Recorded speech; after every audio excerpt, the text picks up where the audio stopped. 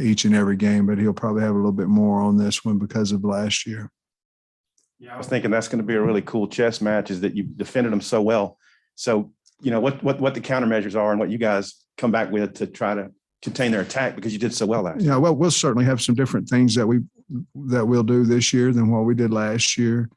We've got that in the plan, and we'll see how it looks today at practice. But we can't do identically what we did last year, because if we do, he'll pick us apart. So we'll certainly put some wrinkles in there on defense. An interesting facet to this game. You guys both played, the big boys last week, but you didn't drop very far in the polls. What do you think maybe that says about your program and their program? Well, I can't speak for them, but for us, we played teams, that are good. We've beaten a couple of ranked teams, and I think it says everybody has that much respect for Alabama and Georgia, which they've given no reason not to, to this point.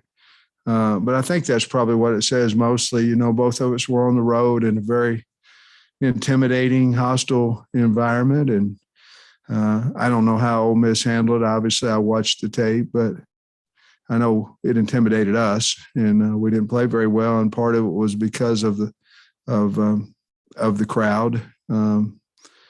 Certainly had something to do with the false starts, but I think people just have a lot of respect for Alabama and Georgia's program. Plus, I think a lot of teams ahead of us lost as well. Sam, everybody thinks about Ole Miss, passing and corral and all that, but they led the SEC in rushing last year. Sure and they're a pretty good rushing team. I know as a coach, you probably know that, but I think maybe media and fans have a misnomer. What do you think about their rushing game, and is that kind of underrated? Well, I think so, just because Corral's so good, and they're wideouts, but they have really good backs. I mean, they break tackle and they're fast. And, they led it last year. I don't know where they are as far as in the SEC this year, but have to be high because they're right around 250 yards a game. I believe that's the number. It's close to that. And, they run a very similar offense running wise that we do. A lot of zone fills, a lot of nakeds off of that, a lot of stretch plays, and they run gaps like we do. So very similar running style of runs. You alluded to the transfers they brought on. Defense was kind of an Achilles heel for them. Yeah. And I know, Alabama, they're going to score that many points on a lot of people.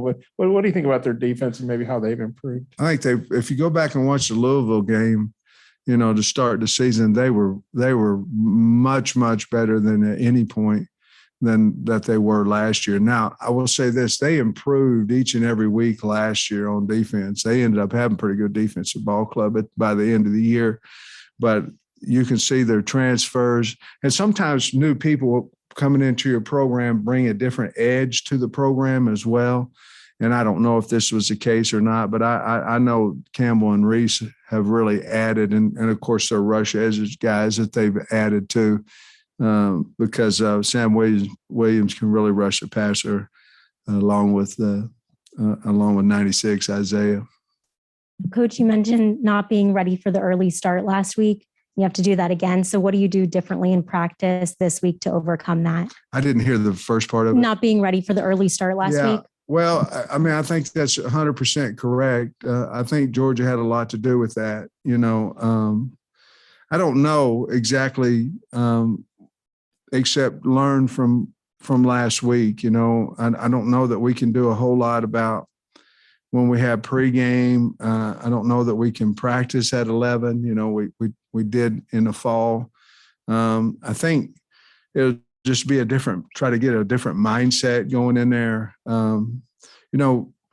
In all honesty, I think everybody saw we just weren't ready for the grand stage yet, and that's all of us. And this is going to be a big stage because it's ESPN and all those things. But, the college game day atmosphere, the 93,000, there was a lot of kids after the game, after I spoke with them, said it's the loudest crowd. They haven't ever been in anything like that before. And we tried to simulate it in practice and obviously didn't have it turned up loud enough. but I think just try to learn from this experience that we just went through, and try to learn from that. And I don't know that we'll have any different wake up or anything like that. I know I heard that Kirby played, I don't know if it's true, but I heard he played music in the locker room and things of that nature. We were trying to just go with status quo because we had practiced it for a week in fall camp. And obviously we all saw that, we didn't do it the right way. So we're still thinking about what we might do on Saturday to change that up. Coach, I had a couple of special teams questions. The block punt, you've had 4 of them now since you've been here. Yeah. Have you been able to identify, like, is it a protection issue, an operation time, or what's going on those? Well, we changed our protection from a year ago, and Scott went and studied with a lot of different people and tried to simplify it, to be honest with you.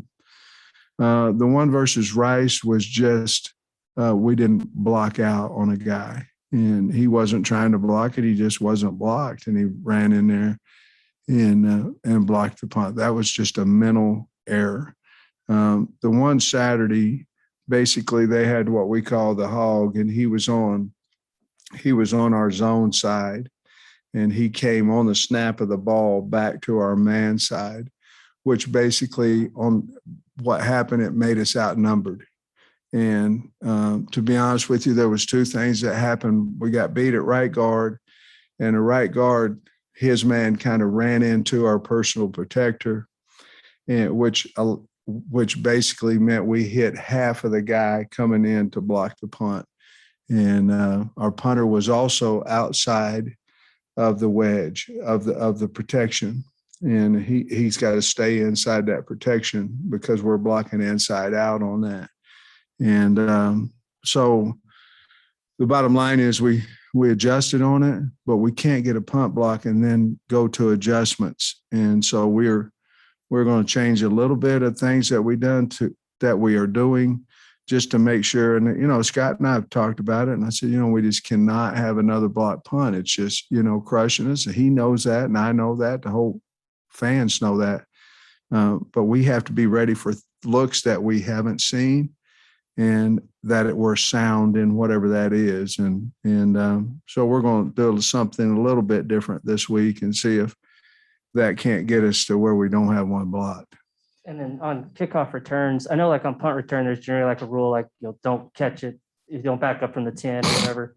On kickoff returns, what's kind of the general rule? Like, when do you know when to return it, when not to return it, with the new fair catch rule and everything? Well, I think it all depends. Like, I don't know if at the game, if y'all felt the same thing I did. We were coming into return. I mean, we want to return anything that's 1 yard deep or better. So if we're 1 yard deep, we're bringing it out. If not, we usually stand on the goal line, and if he steps back 1 step, we'll let him bring it out.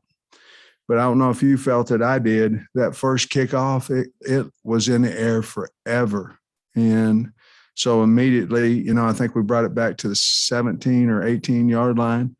And immediately I went to Scott and I said, hey, we got to fair catch everything, because they're going to make us return the football with this height. I counted 7 guys inside the 25 yard line when we caught the ball. Well, I mean, they're running full speed and we're not, and so that was a deal which, he had kicked most of his out. And so they went into that first part, kicking a high ball, timing ball, one that you could return. And so immediately we wanted to fair catch the rest of them because we knew that, 25 yard line is going to be a lot better than the 17 or 18. And unfortunately, AJ dropped it, when he he was a freshman as well. I think a lot of times, when you talk about things, sometimes it's perceived as an excuse. It's not an excuse. He's a freshman. He hadn't been back in that situation enough, and he dropped the ball. That's not an excuse. That's the truth. And I wish he wouldn't have dropped it. He wish he wouldn't have dropped it. We got the ball on the 7, and at that point in time of the game, you're like, oh, Lord, we don't need it on the 7 down here, because we're back in that end zone area where we can't hear. So it was unfortunate, but we'd made a switch on what we were going to do, and that's what we tell them.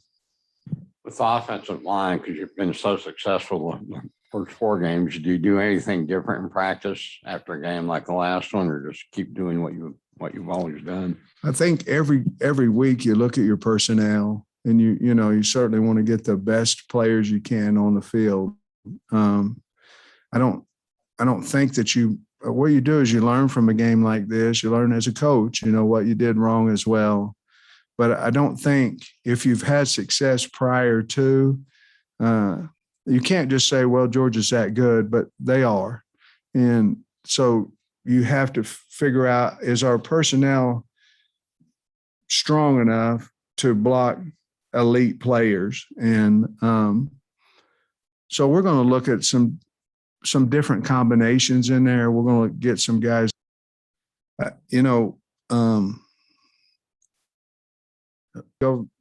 linebackers, for them, it's their who was good against us last year. A guy that is playing faster. He's stronger. It looks like, he's locking up centers that he's playing against. I think Campbell at linebacker makes him better. I mean, he's making a lot of leading the team. But if you look through that V, you got 55, then you got Campbell, then you got Reese. Those are the 3, in my opinion, 3 better players, 3 better leaders on their team right now. And it's right down the middle where they can go either direction. And I think that's what made them a little bit better. That and they're playing extremely hard. They're confident. I think this series is maybe one of the underrated series for Arkansas fans because it dates back, played a lot when Arkansas was in the Southwest and Ole Miss was in it. And you've been involved in some of the most classic games that's ever been played. So I just wonder what you think about the rivalry maybe with these guys. Yeah, I mean, I remember when I was here in 14, and I don't know if that was 17. I think LSU was 17-0, but I don't know what this one was, 30-0.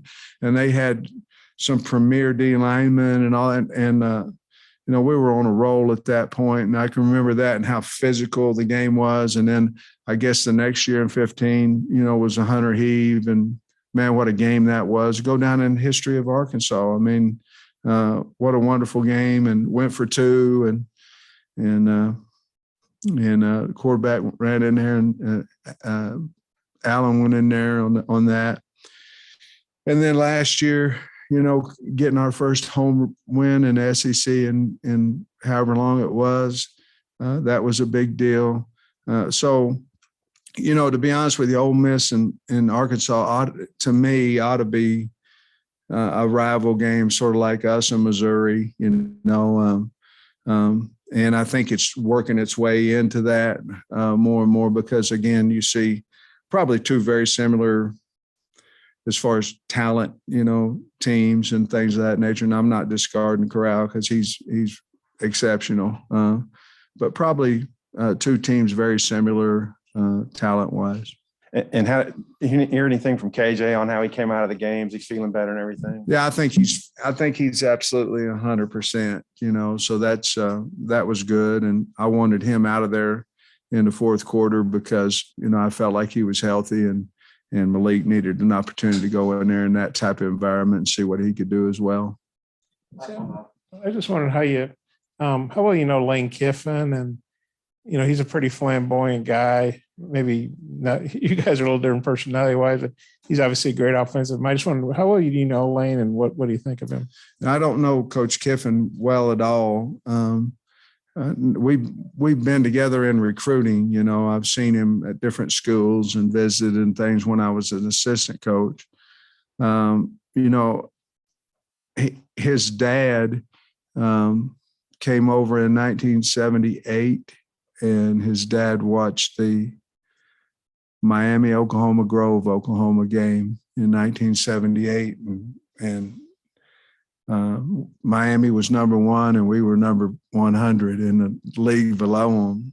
And they ended up beating us 21-16. They scored late in the game. And Coach Kiffin came into our locker room and talked about the fight and the grit of the Grove Ridge Runners. And I just remember that. And I shared that story with Lane last year before the game, you know, that I really had a lot of respect for his dad, and obviously was asking how he's feeling and those things. But I don't know Coach Kiffin real well, but I have a lot of respect for what he's doing there at Ole Miss. I can tell you that. Yeah, one quick follow-up. I saw a lot of video after the game, after you talked to Kirby. Must have been, I don't know, 25, 30 Georgia guys. It wasn't just linemen, you know, let you coach. It looked like a lot of guys. I know it's a tough day, but how'd that make you feel that all those Georgia kids wanted to interact with you? That's a tough situation, to be perfectly honest with you, because you're at Arkansas, you're loyal and love the University of Arkansas, and you just got your butt ever living kicked. But you got, I don't know how many people it was. You know, I saw a bunch before the game, but I don't know how many kids it was after the game. And you can't just turn around and run in the building. You know what I mean? I know that's not your question. You want to give respect for those kids because they're sitting there waiting on you to talk to you. And I loved every second of it. I hated every second because of why I was standing out there at 37-0. But as a man, sometimes you got to get knocked down and get back up. And those times right there, I needed to do what I wanted to do that. I wanted to show them respect. But it's hard, you know, guys. I mean, put yourself in that situation, man. It's hard to be, you don't know what to do. You don't know what's right. So I just did what I thought was right and paid respect. And it made me feel awesome that the kids would wait on me and talk to me. Thanks, Coach. Thanks, everybody.